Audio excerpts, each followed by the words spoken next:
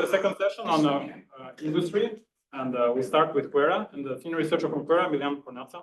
Yeah, well, so today I'm going to talk about early fault-tolerant architecture that we hope is going to bring megaquop-scale quantum simulation earlier, especially with neutral atoms. So this is organic collaboration with Los Alamos National Laboratory, and you can see that the archive here. So, I'm sure all of you have heard about megaquop. That's one of the terms Dylan Presco introduced. But what I'm going to conjecture is that even though it may be realized soon, that soon might be quite far away. It's still a huge challenge from where we stand today, which is really hovering around 10 to the minus 3 physical error rate to what we really want. And these are utility scale applications like from the DARPA code, which are around 10 to the minus 10. And of course, error correction is our way to bridge it. And megaquop-scale is somewhere in the middle. So this is really saying, while we are getting to the utility scale, we still want to do something useful. However, what I'll show you is that it's both very hard and also there are ways to potentially do it sooner. And these are the questions that we ask really, how to get to these potential useful skills sooner and what to do. And our solution for that is a version of STAR architecture. So STAR stands for space-time efficient analog rotation. It was proposed before for fixed connectivity architectures. And we are sort of adapting it for architectures that are flexible connectivity and can do transversal logical gates. And we'll see that even though this is sort of not general purpose, it can do structured trotterized Hamiltonian simulation, and I'll tell you what exactly it is very well. So before going, let me just give you our flagship result. And that is essentially, if you want to do megaquop-scale simulation on something like, in this case, the example is 2D transfer field Ising model with 70 qubits and 10 Hamiltonian revolution times. You can do it with our architecture in less than 10 to the 5 logical clocks or Syndom rounds. While if you do it with the best current fault-tolerant approaches that we know of, and fully fault-tolerant principle, that would take you 100 to 1,000 sort of space-time volume more in terms of both qubits and time. And with sort of fixed star that was known before, it would take you around 30 times more. So why am I sort of quoting these numbers? Where do they come from? So they essentially come from our biggest cost in doing logical quantum simulation, and that's the cost of magic. And this is the reason why megaquop is both close and very far away. So the cost of magic really compounds from two factors. The first is cost to generate magic with something like distillation or cultivation. And in particular, cultivation is popular today. It's definitely cheaper than distillation, especially in terms of space footprint. But still, for megaquop error rates, you would need something like 10 to 50 syndrome rounds or a logical clock cycle to do cultivation in a surface code. The second part that compounds, and especially in quantum simulation, is the T gates that you get out of these protocols are not useful directly. Most often you have to do something like a small angle, and that angle you have to synthesize approximately from our T gates. And for typical angles of interest, that's another factor of 10 to 30 T gates. So you can multiply these two factors, and it's quite a huge cost compared to your typical Clifford gate in a circuit. So how can we do this better? And one promising direction that we saw is this idea of space-time efficient analog rotations. And the idea is very simple. So you would do your Cliffords fault-tolerantly as you would do them otherwise. But then in terms of rotations, you would directly generate small angle magic in a sort of partially fault-tolerant fashion. So this is really the heart of the protocol. And this is this idea of small angle injection. It's a very efficient process. It's sort of 1 to 2 clock cycle process. The way it works is you want to do certain rotation. Well, you pick a logical representative in your code, in a surface code that's typically a row of qubits. let's say that's your logical Z operator there. And then you just do physical rotations on each of the qubits or a qubit set that's covering that operator. So by doing these physical rotations, you are sort of introducing rotations in your logical code, but these rotations are mostly wrong. Some of them are what you want, some of them are what you don't want. But if you do a syndrome round after that, your syndrome actually carries information about which rotations are correct and which are not. So you can post-select out what you don't want, and you end up with rotation that you want. So that's super simple. So just a row of rotations and a syndrome round. So one clock cycle. It's not fault tolerant, which means that you cannot arbitrarily reduce the error rate of this operation. So, however, it has this very nice property that the error rate of such angle is linear in both physical error rate, leading physical error rate that you have, and the angle itself. So that means you can get the angle that has quite good fidelity for what you typically want in quantum simulation. So angle quite well below the physical error rate itself. And the last thing that is used beyond just generating angle very efficiently and being of potential useful fidelity is that this completely circumvents the angle synthesis, the second part of the compounding cost of magic, because you just directly get the angle. There's no need to synthesize with T-gate and so on. There's one caveat: you need to do this repeat until success teleportation, because when you teleport, you have 50% chance to teleport the right angle, 50% chance to teleport minus that angle. So you have to correct with 2 times the angle, but on average, you do that twice and it succeeds. However, that's quite promising, but what's the problem with this sort of star as you go to fixed connectivity, so original star proposal? And it's really, even though your magic has now become very cheap, there is actually a huge mismatch between Cliffords and magic. So Cliffords in a fixed connectivity architectures are actually significantly more expensive than the magic itself.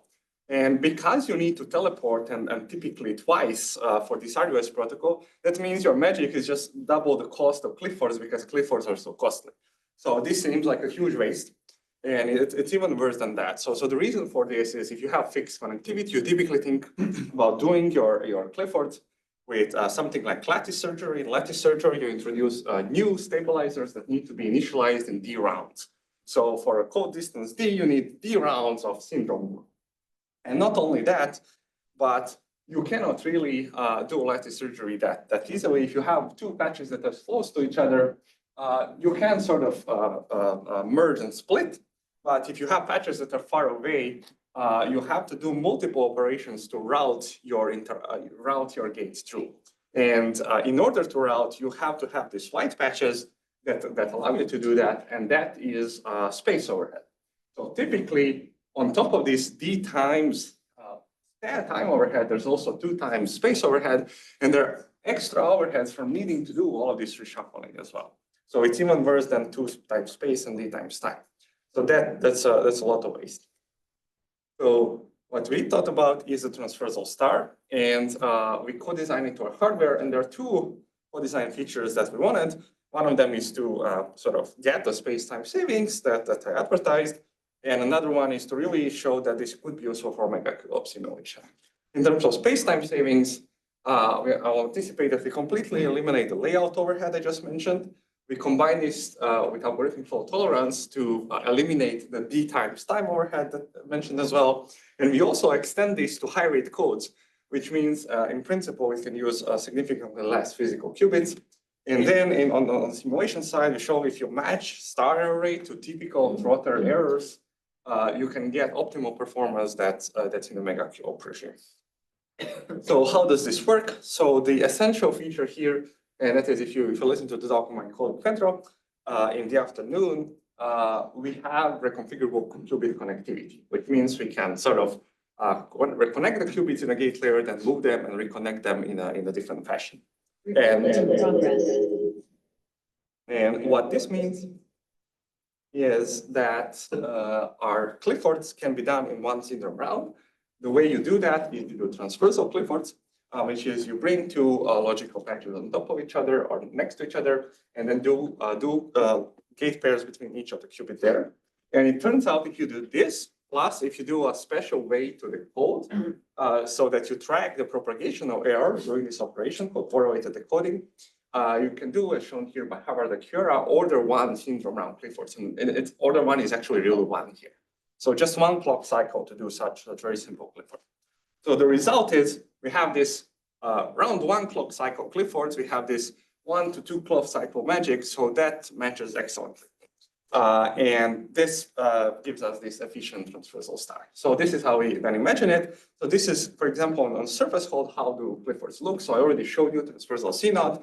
If you want to do Hadamard and S, you need to do transversal single qubit gates and then fold, or even do some 2 qubit gates. But it's sort of with folding or rotation, you get there.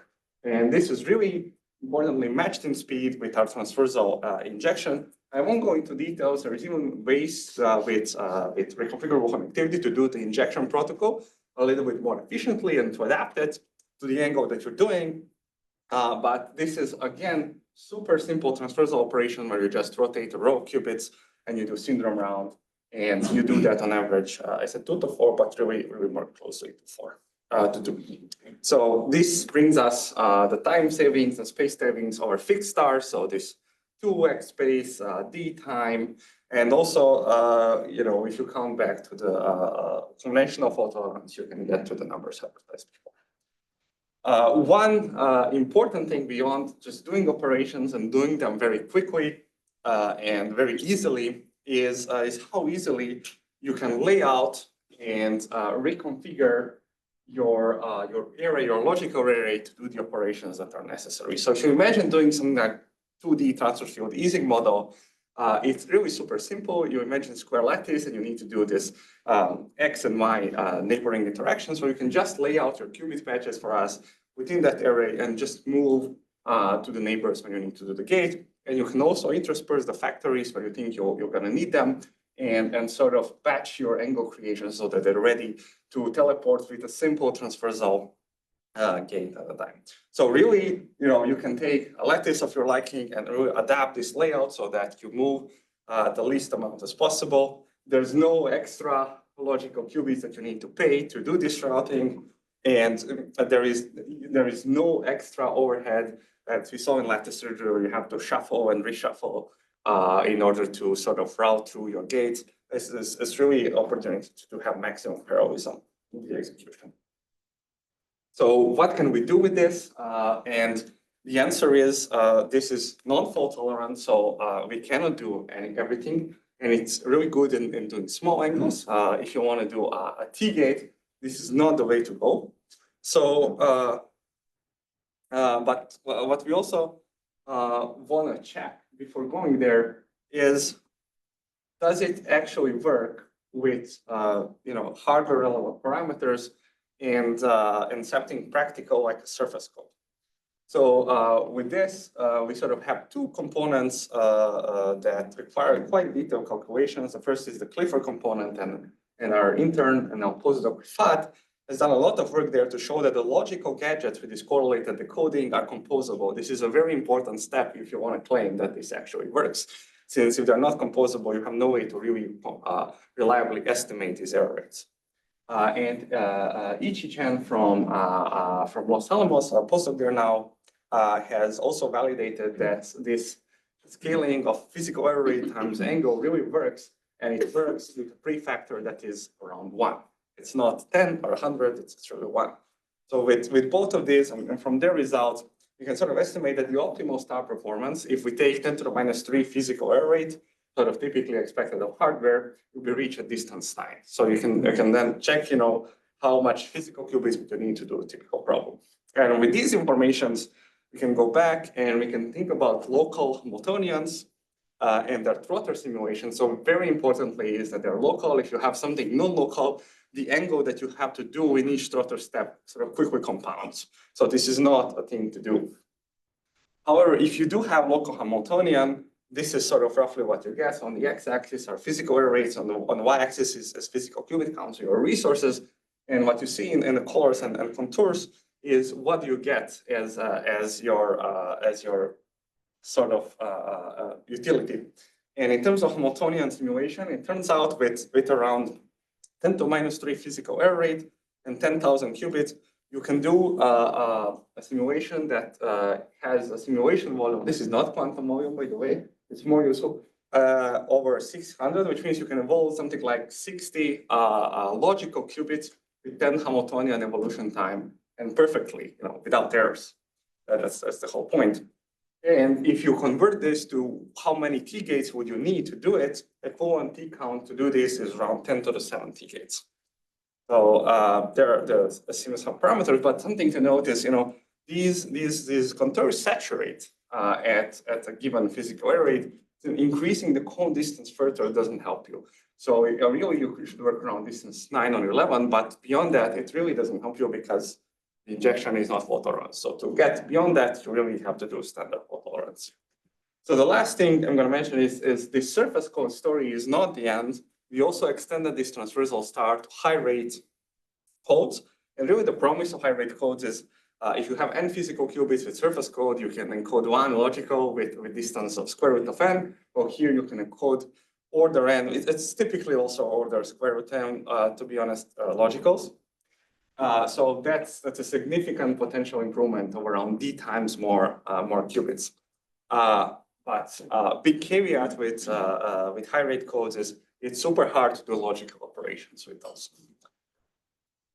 So what we find is if you limit yourselves to, again, simulation of local Hamiltonians, and here we add another characterization, which is spin. Previously, it can be spin or fermionic. Now it's really just spin. Or there are ways to do it with fermionic as well. You can do efficient, fully transversal and parallel operation with this high-rate codes, specific classes of them, that sort of solves the operations problem. So, and to do this, you really need a lot of ingredients of code design. The first ingredient is, locality on a periodic lattice. This is what comes from your problem. If you're interested in such a problem, you can do something called Hamiltonian plaquettization, and you can lay out your code patches appropriately. So I won't go into much details here, but if you can imagine something like 2D transfer field easing, you only need to do X and Y nearest neighbor interactions. And to do that, you can split your lattice into these plaquettes and put, you can imagine these circles and squares are logical qubits, put logical qubits of different type on each plaquette. So each plaquette will have 4 different colors. And what this really means is that you're aiming to have your logical patches laid out according to your plaquette. Each logical patch has the qubits of the same color, but of different types. So this is sort of like one QODPC code. So if you have like 4 of these, you can simulate this lattice. However, something that's important is you have 2 types of terms when you're doing interactions in general, 2 types of C-naughts typically. One of them is intra-plaquette. So these kinds of terms actually connect something like circle to circle, square to square. But then to do these second types of bonds, interplaquette bonds, you have to connect circle to square, and that will lead to some complications. So what are these complications and how to go around it? For this, you need our second ingredient, and that is we need sort of task-informed automorphisms for our codes. So what does that mean? So these interplaquette gates, or these circle-to-circle gates, they're super easy actually with high-rate codes. This is one gate that these codes really have. So, or at least most of them. So most of your typical codes that have X and Z Pauli strings as stabilizer generators have a transversal parallel C-naught, which means you can take 2 patches and do the C-naught on all of the logical qubits at the same time. You cannot pick and choose which qubits you want to do C-naught. You have to do it together. But this is what we have. And because of our layout previously, this sort of solves half of our C-naughts. However, the second half of a C-naught is more complicated because you need to go sort of from circle to square here. There is a way to do that. And that is if you're able to shift one of the code patches so that its qubits are sort of cyclically permuted, you would do exactly the gate that you want, because this is how we organize our qubits on a lattice. Periodicity of the lattice sort of gives you periodicity of the code. And so what we really desire here is to have a code that has sort of shift automorphisms. If you're able to shift qubits, you can sort of get back to the code space. And then if you do this parallel C-naught that we just saw in part 1, you will do what you want. Luckily, These are quite common codes and actually quite good codes. So if you're familiar with classical codes, cyclic redundancy checks are most of the codes there. And really, if you take two classical CRCs and make this hypergraph product code quantum construction, it will have exactly the properties that you want. So it will have sort of the shift automorphisms both along X and Y that you require to do, as for example, to the lattice. And there is this BCH class of classical cyclic codes that's quite popular to do this easily. Also popular bivariate bicycle codes have some of the shift properties. That's not all. You also have to do other Clifford gates. So specifically Hadamard and S. This is not trivial either. You cannot choose a qubit and do one of the gates. However, in these simulations, you typically only have to do a global layer of Hadamards and S's. This turns out to be very helpful because if you have certain property, again, automorphism property of the code called ZX duality, and if you do a Hadamard on each of the qubits in the code patch, that results in logical Hadamard on all the qubits, plus some weird permutation of all the logical qubits. So you might worry about this permutation, but it turns out if you're doing a global Hadamard on all the logical qubits, as you typically do in many of the simulations, your permutation doesn't matter since you're permuting all the qubits equally. And really to guarantee that you have this ZX duality, it's also not too hard. It's just for example, in the HGP construction I just showed, you have to have this self-orthogonal classical code. And one famous example of code that has both cyclic and self-orthogonal properties on Forte Chemicode, and you end up with this quantum code that is the result. And lastly, I get to the magic class because it's really the simplest. We can do the star super simply on pretty much all of the QRDPC codes, not just these that we just constructed. And it really goes with, I pick my logical operator and I do my star rotations and I do syndrome round and post-select on what I want. And furthermore, you have a nice construction like these HGP codes. You can do this in a semi-parallel fashion. So you can do all the injections on logical operators that don't overlap at the same time. So with these four sort of sets of properties of a code, which sort of tie to our original problem very strongly, we have a fully transversal parallel. So we're doing all the gates at the same time in a fully transversal fashion with this QLAPC. So the promise here is we can bring down potentially this number of 10,000 physical qubits for star to something like 1,000 to 3,000 with QLAPCs. So that's pretty much it. That's the summary. We're looking forward to exploring the QODPC part more on the error rate side and doing experiments as a proof of principle.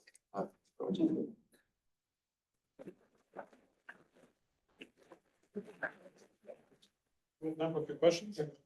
Could you talk a little bit more about the small angle implementation? I'm curious. I know it's not fault tolerant, but I'm wondering how the procedure scales with the distance of the code, for instance. That's a good question. So ultimately, if you have a code of super large distance, the procedure would fail, but that does not happen. And it fails in the following fashion. So if you have a distance d, your logical representative typically has d physical qubits. That typically means you have to do d physical rotations. And then you have to post-select on this d. When you multiply out d physical rotations, your probability of getting the right logical rotations decays exponentially in d. So that means your post-selection rate for this factory decays exponentially in d in principle. In practice, for small angles, that post-selection rate is really good. So if you had infinite d, that would eventually fail even at small angles. But in practice, at small angles at something like distance 9 or 11, you can get post-selection rates of 50%, and that's all that you need. So that's the way that it would fail. But yet in practice, it doesn't. Okay. And the p physical, what is that error? Yeah, so it's typically your leading error in the system. So I put 2 qubit error here. Most of the systems have 2 qubit error as the leading error. It's really that. It's actually mostly like z part of that error in particular. You can make it to be each one of the biases. You have a bias or something. It's that bias part of that. And then just one final question. The error rate you have is theta times p physical. Yeah. Is that that you have a lingering sort of coherent error, or does your logical qubit get sort of dephased in the direction? That's a great question. So actually, this error, this part of the error is the coherent error itself. So essentially, you are not able, because you have imperfect syndrome, to post-select perfectly. So that brings you the coherent misrotation, and that's this part of the error. Incoherent errors are actually significantly smaller than this, or actually have better scaling in terms of P. Thank you. More question? Yeah. I was wondering if there are any plans, or are you considering trying to correct for the rotation errors by just improving the control and adjusting the core distance appropriately? Sorry, I didn't hear. I'm using. Are you planning or considering trying to improve the control to reduce these errors, the small angle errors? In some sense, you could just reduce the coherent error by improving your control. Yeah, so in this protocol, really the coherent error comes from you not being able to get your syndrome perfectly. Because you're not able to get your syndrome perfectly, you are not able to post-select perfectly, which introduces logical coherent error. So sure, like physical coherent error also play a role. So if you have a physical coherent error on each of your rotations, that also leads to a logical coherent error as well. But typically for the physical angles that you're doing, that's like a secondary effect compared to having imperfect syndrome, because your single qubit gates are typically really good. So like coherent error there is not small, but really the large effect is 2 qubit gates that you have to do when you do syndrome extraction that bring imperfect. So really going beyond this would require a better 2 qubit gate. Yeah. Thank you, speaker.